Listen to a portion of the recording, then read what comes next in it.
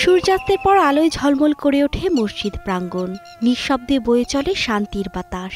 প্রার্থনায় মগ্ন মানুষের মুখে ভক্তির আলো।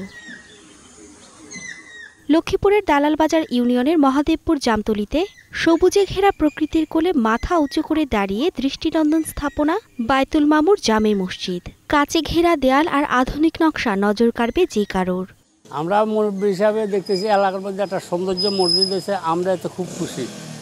এখন মসজিদটা অর্থায়নের জন্য কমপ্লিট হইতেছে না। 4 বছর আগে ধরে কাজ শুরু হয়েছে, কাজের সামনে করতে পারতেছেন। এখন এরা বিভিন্ন রকমের বাইরের রাষ্ট্রে চলে জানে, এই জন্য হইতেছে না। টাকার কারণে অসমাপ্ত পড়ে রয়েছে এবং সামনের দিকে উনি দেওয়ার চেষ্টা করতেছে, যে কোনো কারণবশত উনি ব্যবসা বাণিজ্য লস খাওয়ার কারণে উনি আগে আসতে পারতেছে না।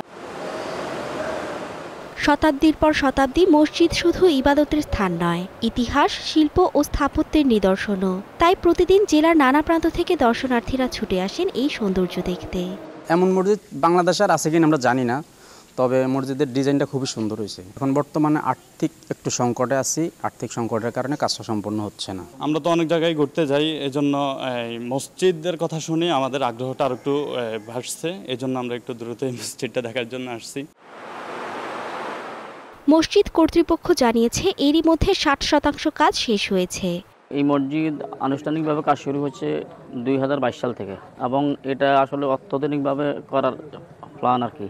এই যিনি মসজিদটা করতেছে নেহাল চৌধুরী, বিশেষ করে অনুদান বেশি ওনারে, আর এমনি এলাকাবাসীরও টাকা আছে। গত 15 দিন আগে ইঞ্জিনিয়ার স্যার ওনার থেকে আমরা জিজ্ঞেস করি, স্যার জানতে পারছি 60% কাজ হয়েছে, বাকি কাজ এখনও 40% বাকি আছে। তো ইনশাল্লাহ আশা করি ওই কাজটা উনি সমাপ্ত করবে।